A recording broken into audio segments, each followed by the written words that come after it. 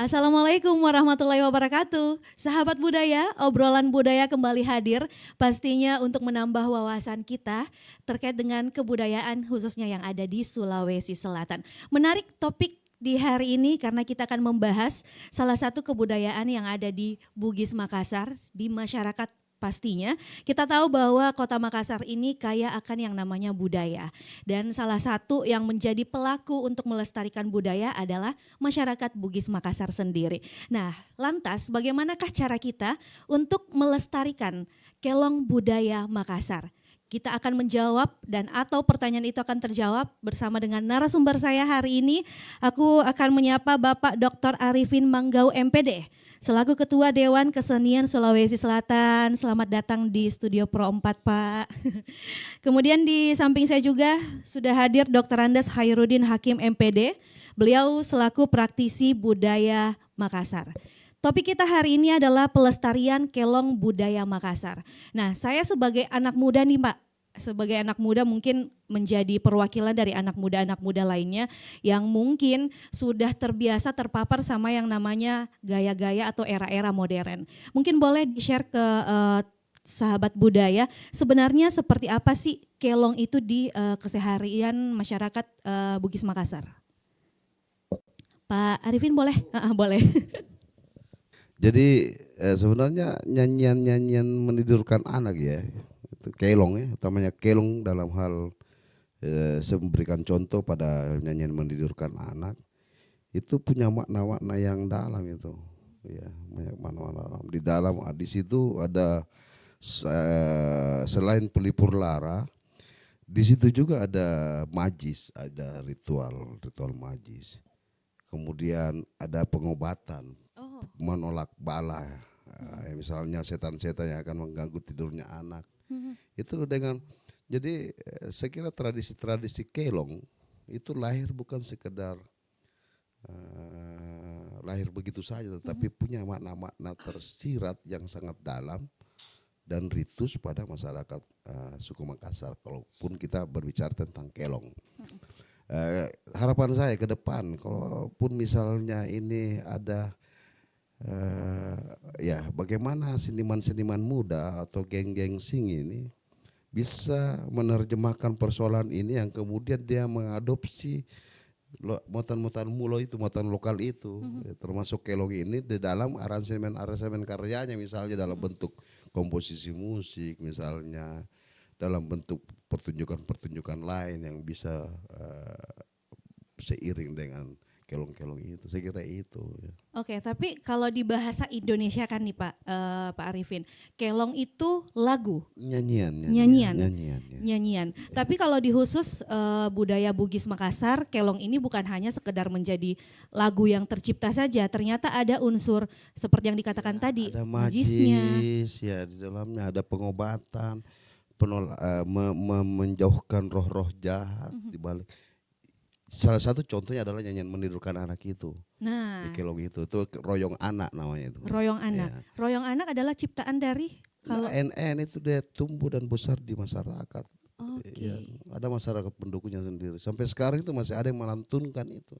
Ketika menidurkan anaknya itu, sambil dia ketika dia mengayun di dalam sarung, dia memegang bukan sarungnya yang dia pegang, tetapi tubuhnya anaknya, supaya sukma di balik nyanyian-nyanyian itu, kelong itu tertanam di tubuh anaknya. Oke.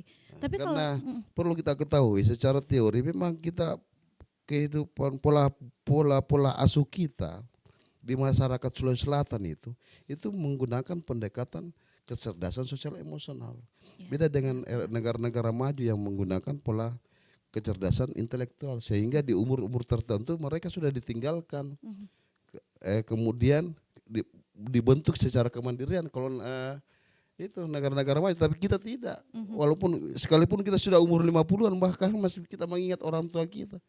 Kalau mereka negara-negara maju tidak lagi, karena itu tadi pola asuh yang dibentuk adalah sosial emosional, sehingga di proses pola asuhnya sejak dini itu sudah memang dilakukan hal-hal yang ritual, walaupun ya mungkin saat masyarakat sekarang ini utamanya geng-geng sih tidak memahami itu lagi. Nah, Ya. benar. Padahal itu luar biasa loh itu. Makna Sekian. dari Ya, makna dibalik kelong ya, kelong khususnya itu yang ya. royong tadi Ya, ya kan. royong anak itu. Nyanyian Nina Bobo Ya, versi Bugis Makassar. Bugis Makassar. kalau di Oke. Bugis namanya ya belale itu. Oh ya Nah, Belale. kalau di Makassar namanya royong. Jadi ketika dia berbicara tentang royong, Mhm. berarti itu dekat dengan suku Makassar. Oke. Kalau berbicara tentang Ya Bugis, Belale. Elong Mm-mm. atau iya belale kalau menirukan anak gitu. Oke, nanti kita juga bakal mengupas Ya, dari karya Royong dan juga Ya Belale itu. Mungkin juga boleh diperkenalkan ke sahabat budaya bait-bait atau lirik-liriknya nanti ya. Boleh mungkin karena mungkin ada yang masih asing dengan beberapa lirik atau mungkin lagu itu sendiri. Tapi aku ke Pak Dr. Andes Hairudin Hakim MPD selaku praktisi budaya Makassar. Pak, bagaimana seperti yang tadi dikatakan sama Pak Arifin kalau kelong budaya Makassar ini mungkin bisa dibilang agak-agak kurang dikenal sama anak muda. Kalau Bapak sebagai praktisi melihat budaya kelong Makassar ini seperti apa? Sebenarnya ada, cuma memang kurang untuk ditampilkan ke masyarakat-masyarakat khususnya Bugis Makassar sendiri. Baik, kita harus bedakan dulu. Jadi sebelum kita lebih jauh berbicara tentang kelong, kita harus bedakan mana kelong sebagai nyanyian, mana kelong sebagai syair. Apa yang dijelaskan tadi oleh Pak Arifin itu betul, tapi saya ingin menekankan bahwa sebelum kita sampai ke situ, kita harus jelaskan kelong sebagai syair dan kelong sebagai nyanyian. Ini yang jarang, susah dibedakan. Ya, banyak yang kalau dibilang kelong lagu. Kelong memang terjemahan bahasa Makassarnya adalah lagu. Tapi dalam sastra Makassar, kelong itu sebenarnya adalah syair. Nah sekarang, apa yang membedakan antara syair dan nyanyian? Ketika teks-teks itu masih berupa syair murni, yang 4 baris itu dengan rumus 8-8-5-8, ya. Ketika belum di-arranger, maka dia adalah syair. Ketika sudah di-arranger, maka dia kelong. Nah, itu. Pola suku katanya adalah 8-8-5-8. 8-8-5-8 ini adalah pakem kelong.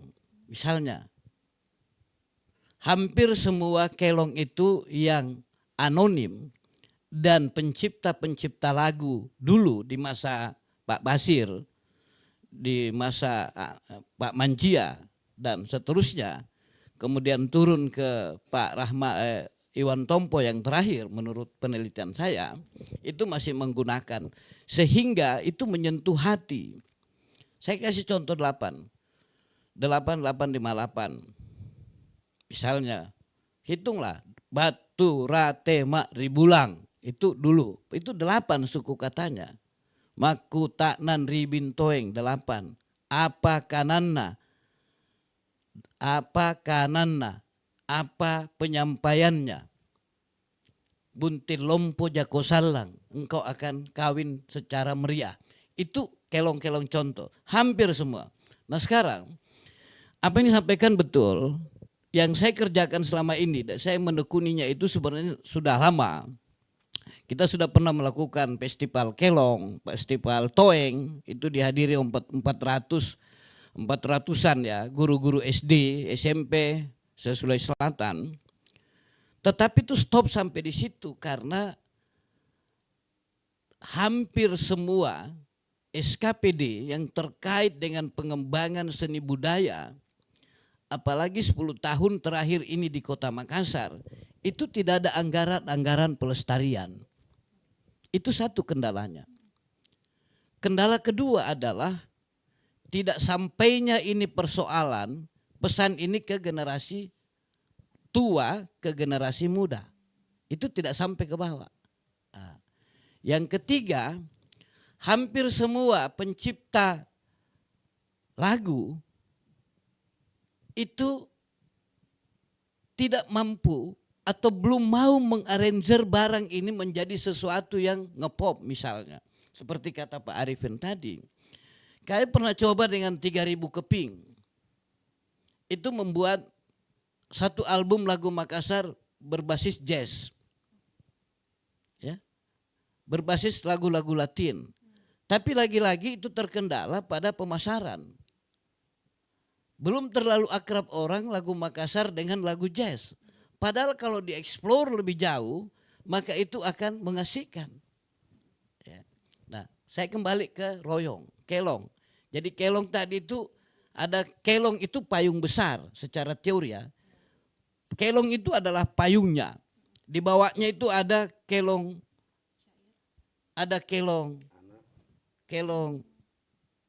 simpum Pak Mai, itu bersedih hati, ada kelong paka melek-melek, ada kelong yang bikin ketawa. Ya, saya kasih contoh misalnya yang kasih ketawa. Tiajak nakin digandeng, pun nasape datayang, malakat nakin ada kiki tayanna. Nah, itu kelong Yang bikin tertawa. Tertawa. Ah, ya. Heeh.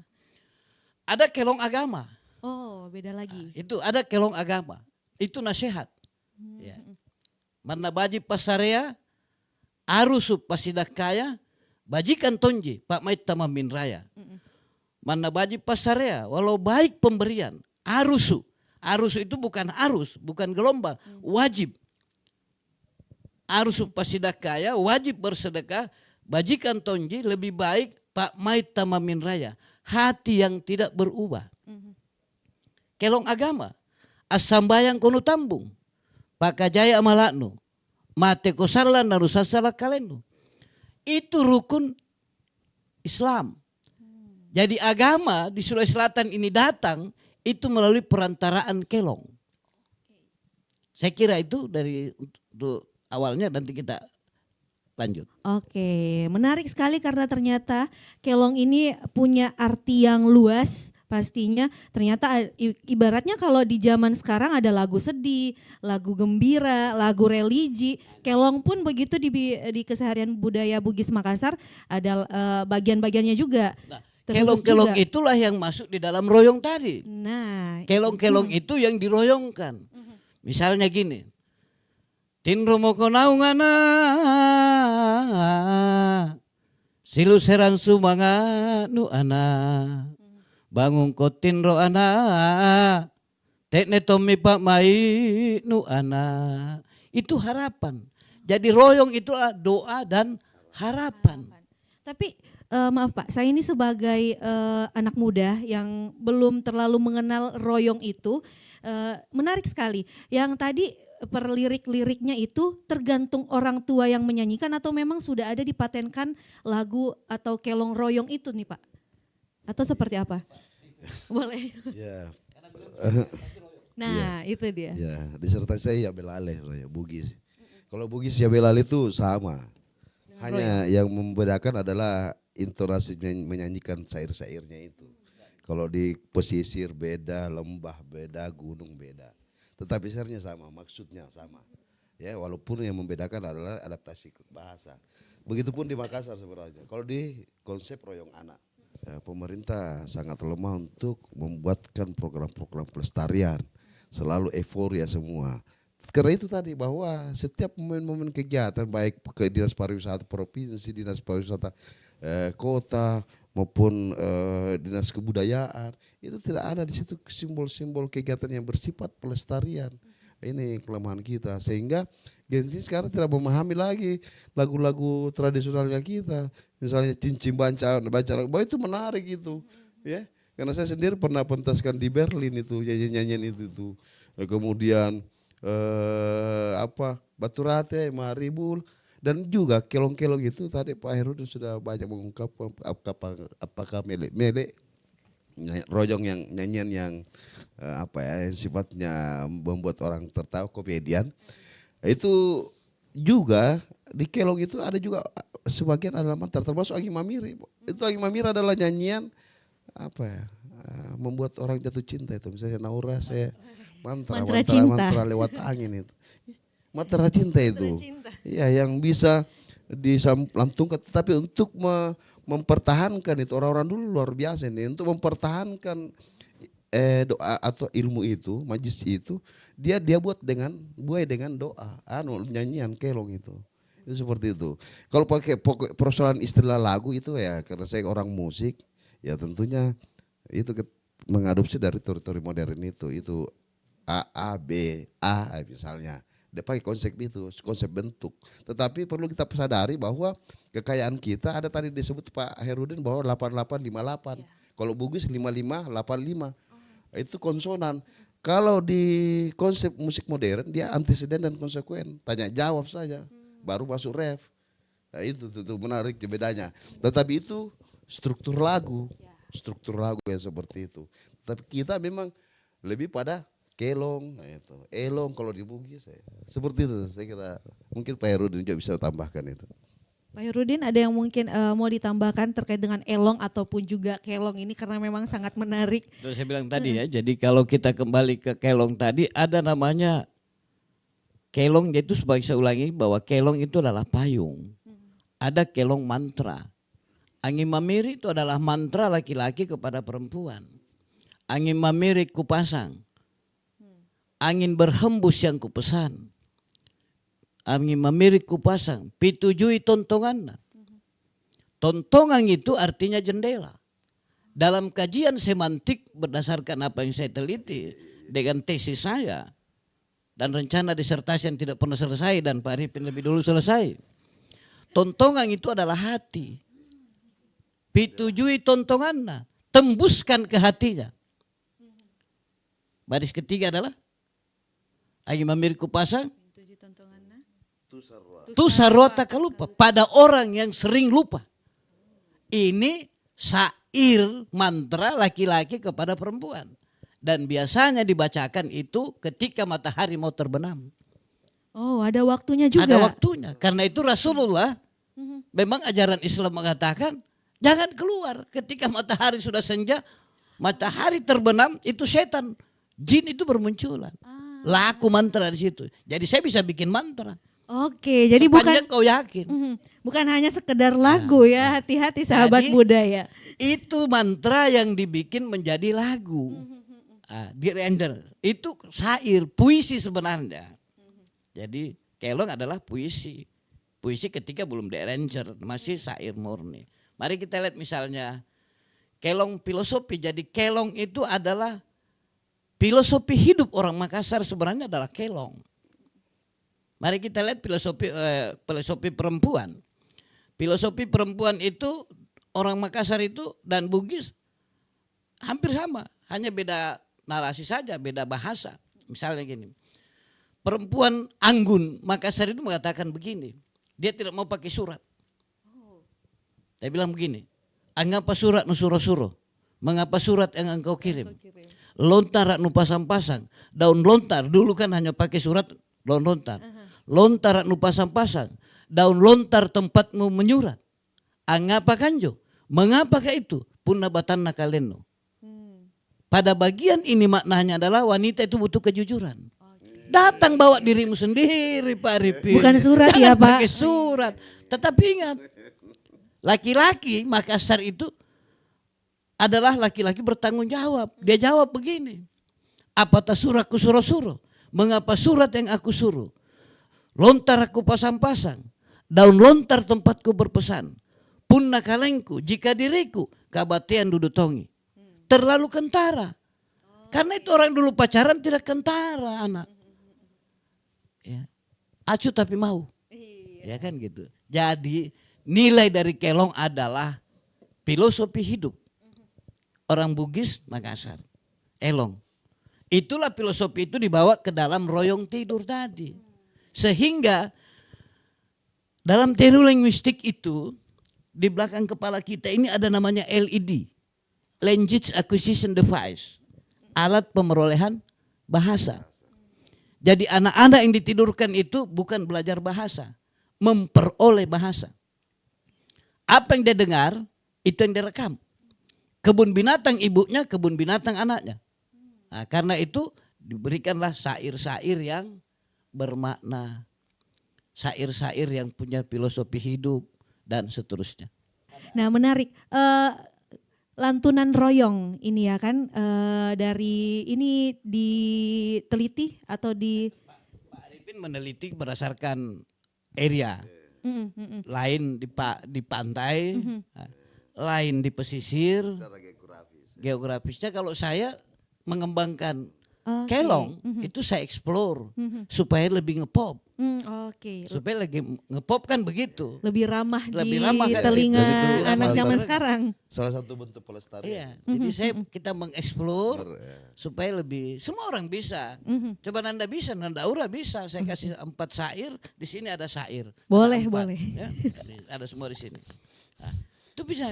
Sekarang anak-anak tidak. Ibunya main HP, Ya. anaknya ditidurkan dengan kaki. Nah. Bagaimana bisa anak itu berakhlak? Hasil penelitian saya adalah anak-anak akhlaknya akan baik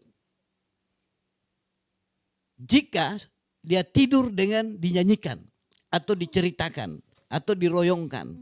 Itu 39,50% akan membentuk moral yang baik dibanding orang yang tidak ditidurkan dengan nyanyian, dengan kisah-kisah, dengan royong. Iya. Oke. Tapi sejauh ini sebagai praktisi juga ya Pak, kalau Bapak melihat ibu-ibu di zaman sekarang, masih adakah yang menidurkan anak-anaknya dengan royong itu di zaman sekarang ini? Yang ibu muda kan Ananda Aura yang punya ibu. Coba lihat kira-kira di rumahnya Ananda masih ada enggak seperti itu? Jujur saja saya pun baru mendengar istilah kalau royong ini gitu. Mungkin kalau di pedalaman-pedalaman Bugis Makassar masih ya, tapi kalau di perkotaan kayaknya jarang untuk mendengar lantunan royong itu. Maka dari itu Pak, dari penelitian Pak Arifin ini nih yang Iya. sangat membantu pastinya seperti apa sih sebagai Iya. selain itu Kalau sebagai ketua saya- dewan juga nih. Iya. Dewan Kesenian kan, jadi punya tanggung jawab juga dong untuk memperkenalkan royong ini sebagai kelong budaya Makassar gitu. Iya, ya. Jadi begini, kebetulan saya karena meneliti Jabelale, disertasi saya itu Jabelale, yang kemudian pada saat itu promotor saya takut karena yang saya teliti kan ibu-ibu yang berkaitan dengan bagaimana pola asuhnya. Ini sementara adat Bugis Makassar ada siri itu kan, ketika misalnya kita lihat payudaranya misalnya menetekkan itu tidak bisa dipenggal saya. Sehingga saya ilustrasi saya di disertasi itu bukan foto, dia banyak ilustrasi. Jadi saya banyak kajian dengan wawancara dan observasi. Yang kemudian masih banyak masyarakat Bugis yang lantunkan nyanyian-nyanyian itu, yang ketika anaknya dipelihara oleh kakek neneknya. Tapi untuk ibunya langsung itu sudah jarang. Bahkan di beberapa daerah di Bugis itu sudah bahkan hanya handphone saja yang diperdengarkan nyanyian. Kemudian dia beraktivitas lain di situ. Itu dulu berasaskan data saya itu memang ada waktu-waktu tertentu dinyanyikan itu, ditidurkan anak di jam-jam tertentu tanpa melihat jam, tetapi dia tahu waktunya itu. Ya mungkin sebelum asar dibangunkan, setelah asar itu. Saat asar dibangunkan, kemudian setelah isya ditidurkan. Itu memang ada waktu-waktu tertentu. Dan ketika dinyanyikan lagu itu anak itu terlelap tidur dan betul-betul tenang. Dan masih ada. Cuma itu tadi cuma sedikit dari sekian populasi masyarakat Bugis itu sedikit, mungkin 1% saja itu yang masih melantunkan nyanyian itu. Walaupun sebenarnya sudah ada aransemennya, lagu-lagunya sudah ada aransemennya ya Belale, cuma terlalu pop itu dan tidak ada kesan-kesan itu, jadi sehingga orang kadang bahwa dia hanya lagu kesedihan itu, padahal tidak seperti itu sebenarnya. Oke. Iya, Jadi di aransemen untuk lebih ramah di telinga ternyata maknanya nggak Kesedihan. sampai, takutnya itu Ya, karena dikiranya kan itu. dalam ilmu musik itu ada juga melodi yang secara psikologis musik itu ada melodi yang memang tidak tepat syair itu ditempatkan di melodi itu tuh. Gitu. Jadi ketika kita tempatkan syair itu kemudian kenapa bercerita tentang syairnya pahlawan kemudian sedih nih lagunya. Jadi salah Karena arti. melodisnya Jadi salah arti. yang bermasalah di situ. Oke, jadi bisa dibilang kurang ya Pak mungkin, dan ini menjadi PR juga sebagai seorang ketua Dewan Kesenian Makassar untuk kembali melestarikan, seperti topik kita hari ini adalah pelestarian budaya kelong Makassar dalam keseharian masyarakat Bugis Makassar. Itu adalah PR bagaimana kembali memperkenalkan. Jadi saya Boleh. ya, saya selaku Dewan Kesenian Sulawesi Selatan yang mewakili teman-teman seniman dan pengurus-pengurus organisasi kesenian di Sulawesi Selatan berharap ini mudah-mudahan pemerintah provinsi itu bisa bersinergi dengan kita, utamanya dalam hal pelestarian kebudayaan kita, karena sekalipun sebenarnya kebudayaan kita sudah memang ada yang harus punah, tetapi juga masih ada yang bisa dipertahankan, Kami Dewan Kesenian siap membantu betul-betul untuk menggalakkan apa misi daripada pemerintah provinsi itu dalam hal mengembangkan kebudayaan kita itu, terkhusus pada kesenian. Benar, betul sekali. Karena boleh Pak Ya. Hairudin. Pertanyaan tadi tentang apakah masih ada masyarakat yang menidurkan anaknya dengan kelong tadi. Kalau kita berjalan di Benteng Sombaupu itu masih ada 1-2. Kalau kita berjalan di daerah-daerah kecamatan, di daerah pesisir, daerah pegunungan, di Goa itu masih ada, Takalar itu masih banyak ya, Bantaeng. Tetapi itu tinggal irama. Hampir sudah tidak ada teks, hanya irama. Itu pengamatan saya. Ketika saya ke daerah-daerah saya selalu lihat. Yang saya memang karena itu saya selalu pergi ke daerah, camping saya adalah di masyarakat. Nah, sekarang bagaimana melestarikan? Sebenarnya peran dinas pendidikan itu sangat, dan lembaga-lembaga pendidikan sangat diharapkan. Saya pernah kerjasama dengan Dinas Pendidikan Kota Makassar, bidang PAUD. Bagaimana guru-guru TK itu kami kasih 1 bait dan mereka membuatkan partitur sederhana, ya, partitur sederhana, tidak ada, saya anggap partitur sederhana, mereka bikin irama sederhana sehingga setiap anak-anaknya tiap hari itu menyanyi dengan syair Bugis, syair Makassar. Ya, misalnya tentang kearifan sholat, kearifan zakat, ya, sedekah dan seterusnya. Sehingga anak-anak mulai dari usia dini itu sudah terbiasa. Kemudian di tingkat SMP, SMA ada titik lemah pengajaran bahasa daerah di SMP, SMA dan SD. Karena itu yang diajar adalah 100% wacana dari bahasa Indonesia ditranslate ke dalam bahasa Makassar. Kemudian misalnya dalam bahasa Indonesianya ada transportasi, itu ditranslate ke dalam bahasa Makassar, tulisan bahasa Makassar. Dia tidak berangkat dari sastranya, padahal yang punya nilai adalah sastra. Nah, di situ titik lemah. Seharusnya wacana bahasa daerah itu berangkat dari sastra. Saya kasih contoh. Tahun 60-an saya SD, tahun 65, 66, itu saya masih ingat sekarang. Ada namanya kongkongoya. Kongkongoya, anjing yang serakah. Anjing itu berjalan, itu diceritakan. Nia sere waktu atlete minjo kongkonga irate jambatang. Anjo napat teteya si papa bulo, sebatang bambu.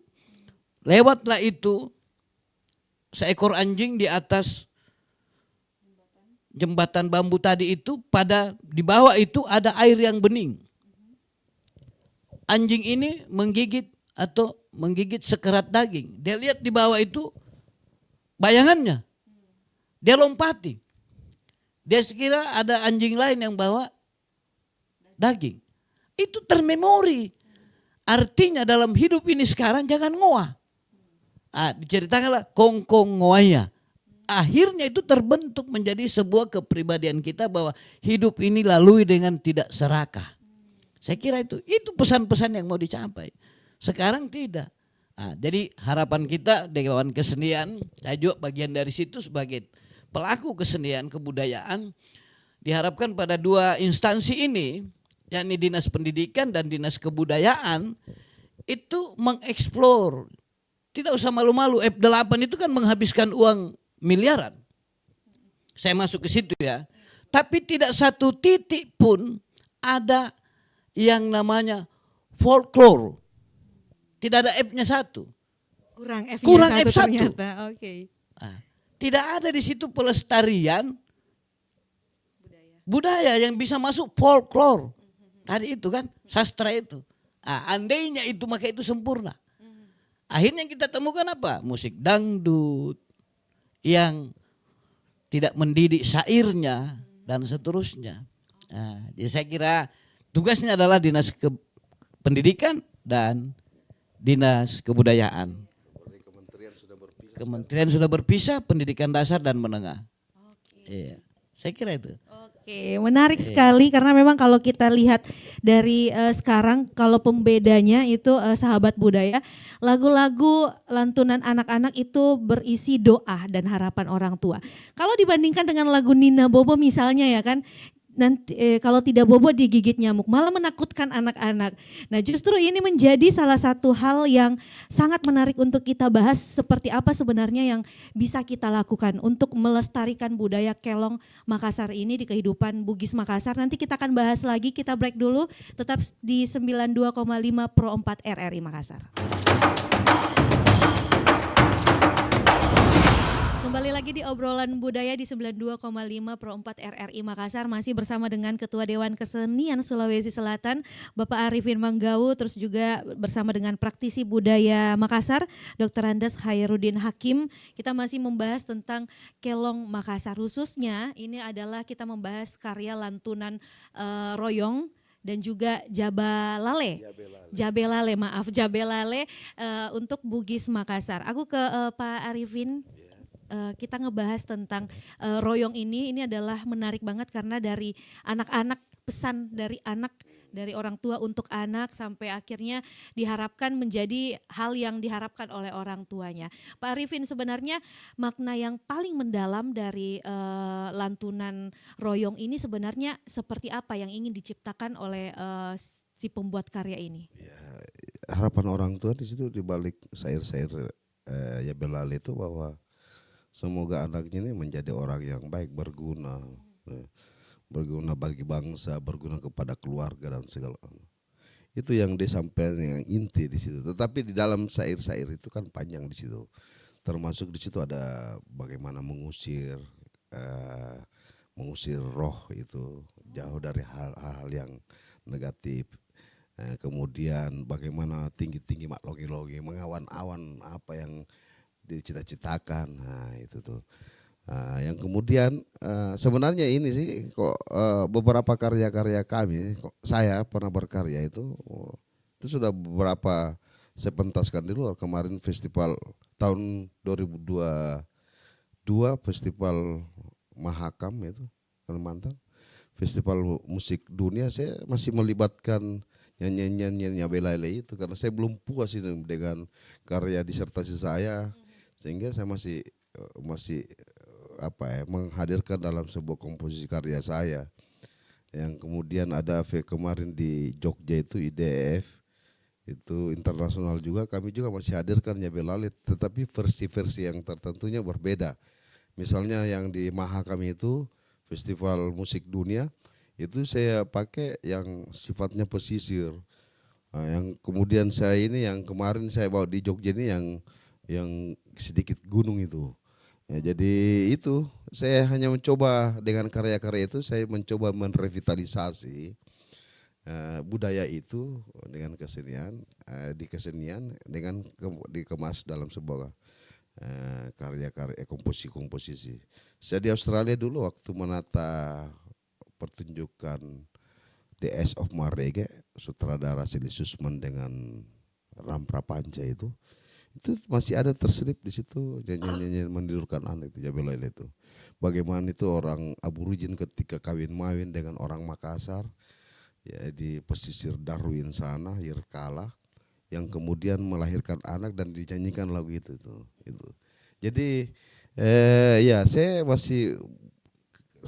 setiap berkarya masih itu masih membawa nuansa-nuansa itu, dan saya kira juga Pak Herudin beberapa karyanya yang saya biasa tata musiknya dalam pertunjukannya itu masih pada kelong itu. Tapi seperti yang dibilang Pak Arifin juga selalu mengulik dan mencari tentang kelong ini sendiri. Tapi kalau dari Pak Arifin melihat apa sih sebenarnya yang paling sulit, bagian paling sulit untuk membuat syair, apakah syairnya, melodinya? Kalau syairnya kan sudah ada sebenarnya, karena kan syairnya itu sebenarnya mantra awalnya itu, mantra. Cuma kan ya sama kayak ketika kita mengaji untuk menghafal ayat-ayat itu ya tentunya dengan melakukan itu. Itu salah satu metode ya. Sehingga begitupun itu semua model-model apa ya, syair-syair yang bersifat ritual majis itu biasa kadang dibuat lagu supaya itu saya tidak tahu apa pengaruh dengan melodis nyanyian itu bisa tersimpan di memori manusia itu. Itu sehingga ya cuma itu tadi bahwa apa yang paling sulit ya tidak ada melodisnya yang tetap. Tergantung inner apanya itu ketika dia melantungkan itu. Karena ada saat-saat khusyuknya seorang ibu ketika menyanyikan lagu itu yang tidak bisa kita terdeteksi secara melodis musikal itu. Karena mungkin tergantung sama keadaan di saat itu, ya kan. Jadi mungkin kalau keadaannya ada yang ingin ditekankan di syair itu, jadi memang itu yang beda-beda. Oke, menarik. Sehingga biasanya ibu yang menyanyikan itu tergantung bawaan perasaannya pada saat itu. Ya, itu. Oke, menarik sekali karena memang tidak tetap syairnya tetap, cuma memang untuk melodi itu tergantung dengan mungkin suasana siapa yang membawakan atau menyanyikan kelong royong itu. Cuma kalau pesisir ya itu pesisir dia agak melengking suaranya, kemudian kalau dia lembah dia sedikit tidak terlalu tinggi, tidak terlalu rendah. Tapi kalau di daerah gunung low. Ya mungkin karena geografisnya yang karena saya pernah meneliti tentang sifat-sifat gendang. Ya memang seperti kalau Toraja kan tebal, enggak ada kulitnya tipis itu gendangnya Toraja. Kulit kerbau, kulit sapi. Kalau di lembah itu kan ya dia menggunakan kulit rusa, tapi karena rusa habis hilang, ya dia pakai kulit kambing tetapi sedikit kendor gendangnya. Tapi kalau Makassar ya coba pakai kendor enggak kedengaran itu karena orang pesisir kan. Iya benar. Jadi harus lebih besar lagi. Lebih tajam melodinya. Oke. Oke, menarik karena bahkan sampai di kancah internasional, masa kita sebagai yang punya budaya tidak mengenal itu gitu. Saya kira juga pertunjukan Ilagaligo itu yang disutradarai Robert Wilson, yang karena kebetulan juga saya adalah musisi di situ. Itu juga ada di situ Pak Yabelale nyanyian mendudukan anak ketika lahirnya Ilagaligo itu masih dilantungkan tetapi sudah sedikit dipoles karena Robert Wilson ini adalah seorang sutradara yang basic ilmunya di seni rupa sehingga nilai estetikanya selalu dia lihat. Gitu. Tetapi tetap ada nyanyiannya Belali di situ mendirukan anak itu. Tetap ada. Iya tetap ada. Ya. Coba saya tidak tahu kenapa ya seharusnya respon kebijakan pemerintah dalam hal ini ya mesti merespon persoalan-persoalan itu. Ini menarik loh ini dilestarikan ini. Ya, misalnya dibuat festival, ada kan pernah siapa ya Kak Aji Padinda kalau saya buat sempu gitu bisa itu dibuatkan di situ festival Belale misalnya. Nah, itu kemudian festival kelong. Itu kan salah satu kita bisa datangkan orang, jadi bisa datangkan orang, bisa juga kita datangkan wisatawan. Daripada kita bikin kegiatan-kegiatan yang glamoritasnya tidak jelas, yang kemudian hanya euforia saja, kemudian cita-cita kita mendatangkan wisatawan, tapi tidak ada juga. Bahkan yang menonton juga kembali para pemain yang pentas dia itu yang memanggil orang-orangnya dekat rumahnya datang kau nonton kemudian itu ini karena saya ini kalau orang lama di kesenian jadi paham betul-betul itu siapa masyarakat penonton yang betul-betul murni penonton, siapa masyarakat wisatawan yang betul-betul wisatawan. Tapi realitas yang terjadi ketika saya datang diundang nonton, kayak ini gini yang punya sanggar ini nonton ini, misalnya itu tuh. Parah-parahan aja. Ya parah-parah. Jadi ya harus ada evaluasi tetap. Saya paham dengan misi-misinya bagus kebijakan-kebijakannya pemerintah kota maupun provinsi, tetapi ya mesti juga kita mengeluarkan anggaran untuk program itu yang kemudian juga betul-betul tepat sasaran itu. Ya, Betul-betul mengangkat budaya di Kota Makassar. Sasaran. Publikasinya juga. Jangan tiba-tiba ada undangan, oh ini apa ini? Tidak ada promosinya sebelumnya itu. Oke, kira-kira seperti itu yang diharapkan. Pak Khairuddin sebagai praktisi melihat sekarang perkembangan masyarakat, sebenarnya apa sih yang bisa dilakukan dari kacamata Pak Khairuddin supaya kita tetap melestarikan budaya-budaya Makassar, khususnya Kelong Makassar ini? Jadi untuk melestarikan Kelong dalam artian sastra, satu itu dibutuhkan bagaimana generasi tua ke generasi muda ada pengimbasan. Yang kedua adalah lembaga pendidikan, karena itu yang efektif. Yang ketiga adalah pemerintah. Bagaimana mengambil kebijakan dengan mencoba berani menjual ini barang menjadi sebuah barang yang berharga, barang yang menghasilkan. Saya ulangi lagi bahwa 10 tahun yang lalu lah kira-kira ya, kami sudah buat kerjasama dengan Dharma Wanita dengan harapan bisa berlanjut. Namanya Festival Toeng Sulawesi Selatan. Itu ramai. Pesertanya adalah guru-guru TK, SD, SMP, dan SMA. Tetapi itu putus. Padahal yang kami lakukan ini tidak menggunakan budget APBD. Hanya nekat aja. Harapannya ke depan ini dinas terkait sudah bisa menganggarkan. Ternyata tidak. Nah, sampai sekarang siapa lagi? Nah, kalau itu mau dikerjakan terus secara mandiri, hampir saya katakan jujur, kesenian ini, kesenian lokal atau local wisdom ini tidak bisa berkembang tanpa intervensi anggaran pemerintah.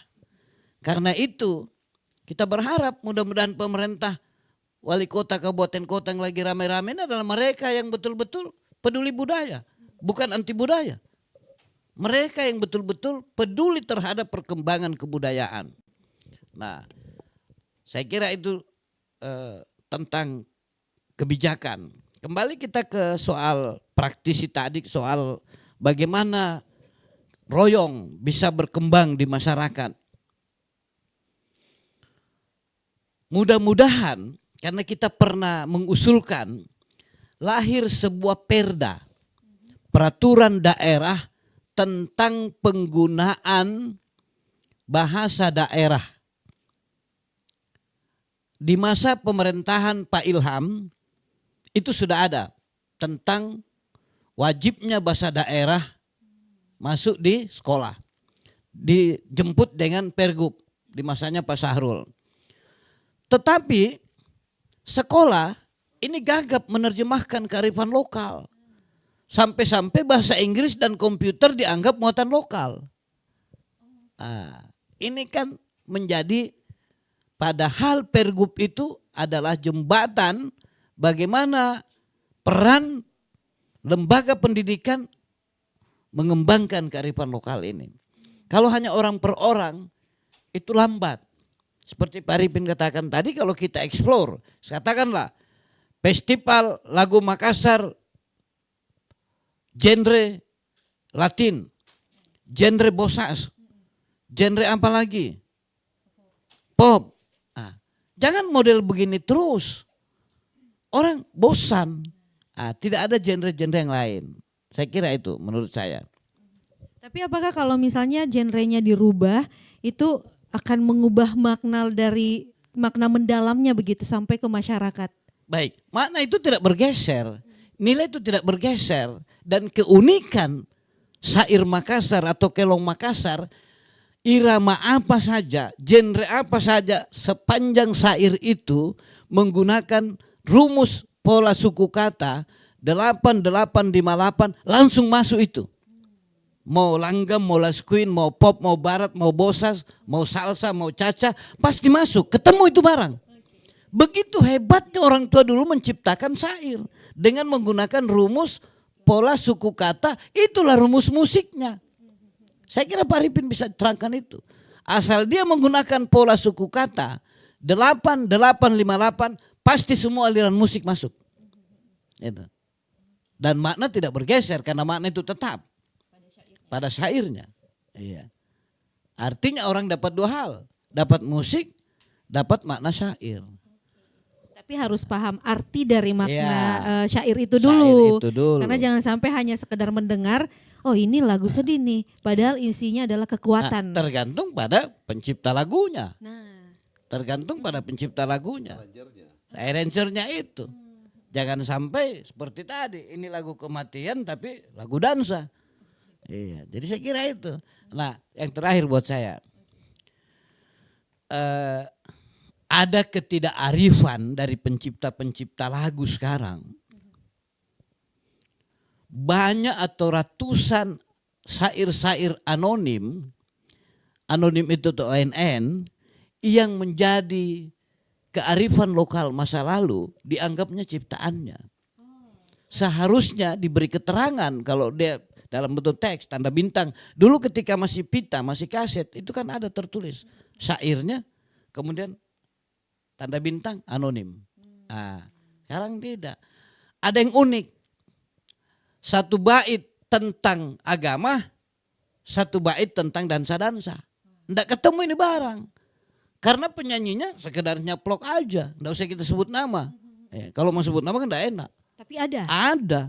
Oke. Satu Bahaya bait, juga bait ya. pertama itu tentang religiusitas, bait kedua adalah tentang hal yang bertentangan dengan bait pertama. Kenapa? Karena sekedar lagi ngetren aja kan begitu. Jadi menurut saya memang para pencipta lagu itu perlu didampingi oleh penyair. Iya. Ketika disitulah kehebatan bagaimana orang penyanyi-penyanyi kita dulu, karena dia juga pencipta lagu sekaligus dia penyair. Nah, sekarang tidak, dia murni penyanyi artis. Nah, gitu. Oke, Pak Arifin senyum-senyum dari tadi nih. Sepertinya ada yang ingin juga disampaikan terkait dengan penyanyi-penyanyi sekarang juga yang mungkin membawakan lagu atau kelong-kelong Bugis Makassar mungkin, tapi makna atau yang ingin disampaikan itu mungkin tidak sampai atau seperti apa? Ya, benar tadi yang dikatakan Pak Hairudin bahwa salut saya sebenarnya dengan perkembangan musik Bugis Makassar saat ini, terutama musik-musik pop ya. Ya hanya saja itu tadi bahwa masih banyak ternyata pencipta lagu yang tidak bisa berpuitis ya, bersastra itu. Ya, jadi akhirnya dia hanya mencaplok-caplok dari syair-syair yang sudah ada, ya. Kan masih ada banyak karya sastra kita yang dibangun oleh nenek moyang kita, bisa didapatkan yang bersifat bahasa-bahasa kiasan. Dan itu kan banyak juga orang yang sudah pernah baca ya hal itu, utamanya orang akademis itu sudah pernah baca, misalnya Lontara Pitika. Itu kan orang pasti pernah baca itu. Jadi ketika ada lahir di nyanyian, berarti dia bilang ini plagiat dari ini. Cuma kan tidak ada undang-undang yang ini, karena ini kan buatan nenek moyang ini yang siapa. Nah, itu tuh ya. Tapi mudah-mudahan Tapi Pak Arifin, tapi perlu secara etika ketika sudah ada orang yang meneliti barang itu, seharusnya itu masuk dalam ranah bukan hak ciptanya, tetapi ada orang yang sudah menemukannya. Sedikit Pak Arifin, menurut saya ada juga yang unik gitu.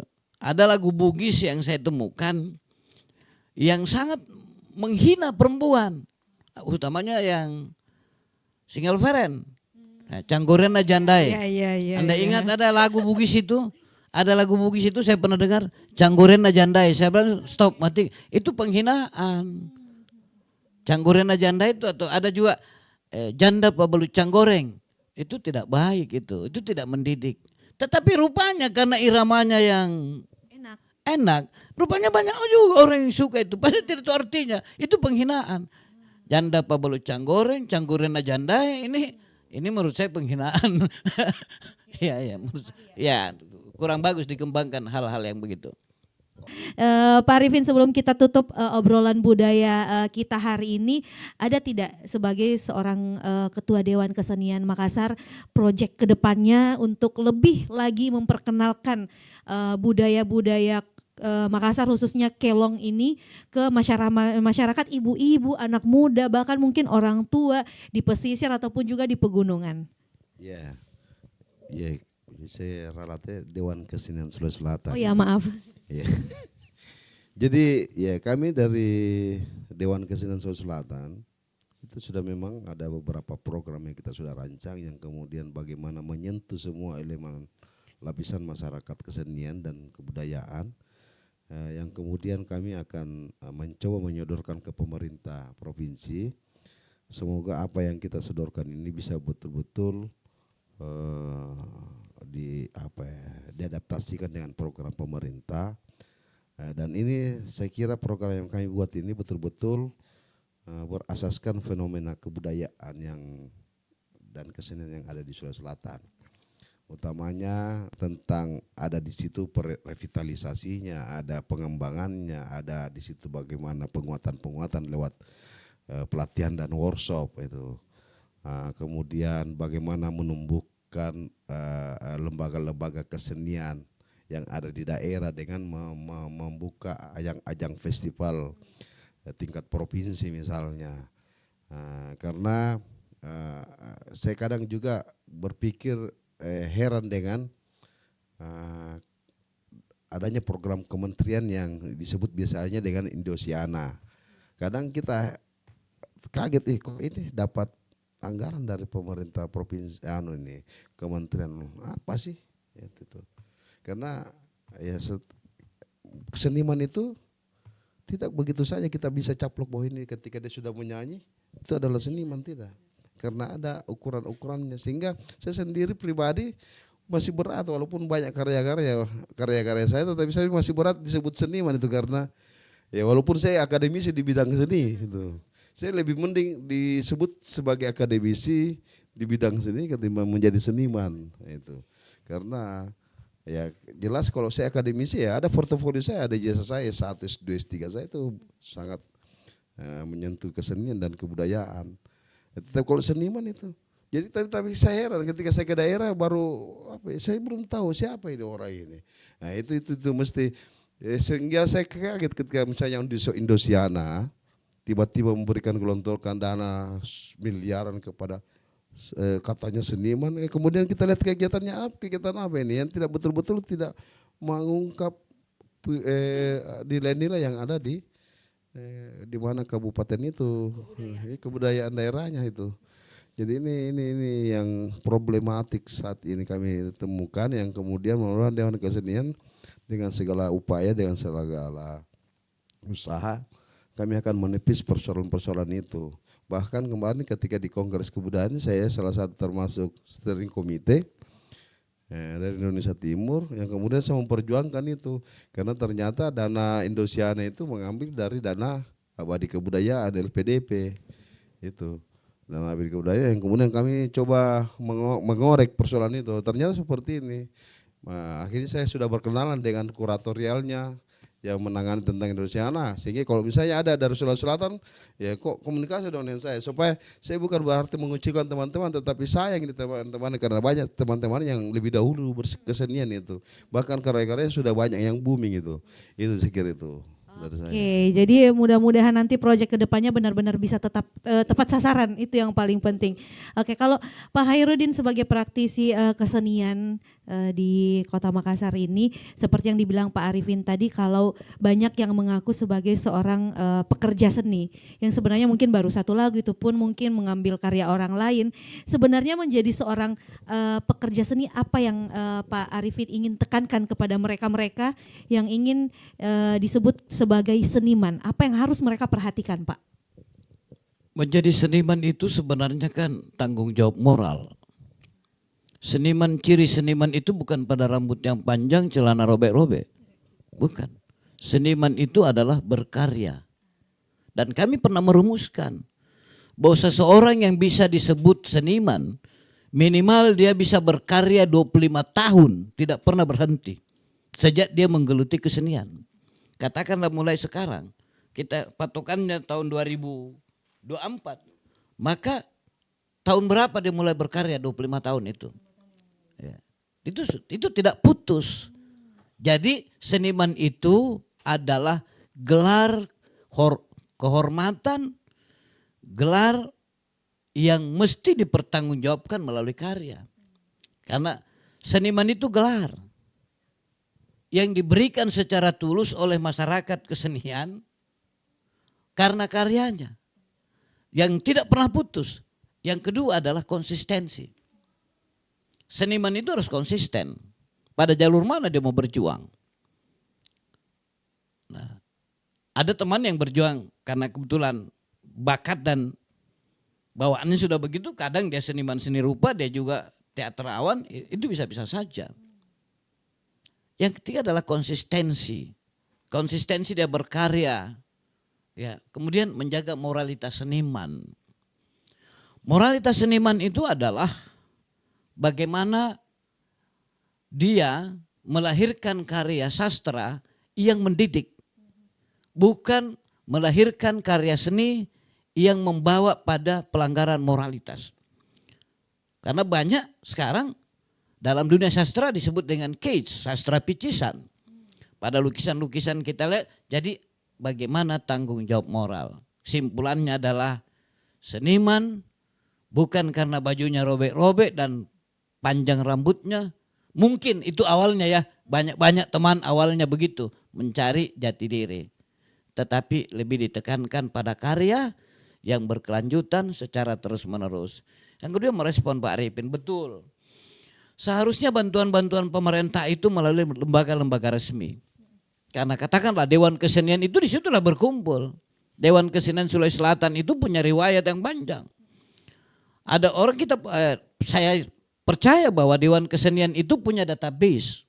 Dewan Kesenian saya percaya dia punya database siapa seniman ini berkarya di bidang apa, mulai tahun berapa dan bagaimana prestasinya dan reputasinya. Jadi tidak lahir begitu saja melalui bantuan APBD. Akhirnya lahirlah pameran tiba-tiba. Kenapa? Ini tonji penontonnya, ini tonji grupnya. Istilah di dunia kesenian itu onani. Dia yang berkarya, dia yang pamerkan, dia nikmati.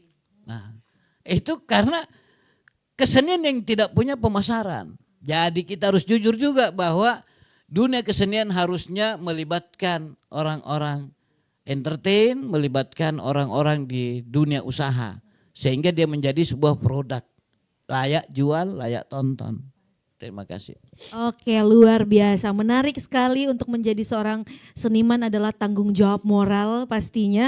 Dan kita sangat dibatasi sama waktu, sebenarnya panjang banget yang bisa kita obrolkan, nggak ada habisnya kalau kita ngobrolin masalah budaya, apalagi budaya Bugis Makassar, luas sekali dan panjang untuk kita bahas.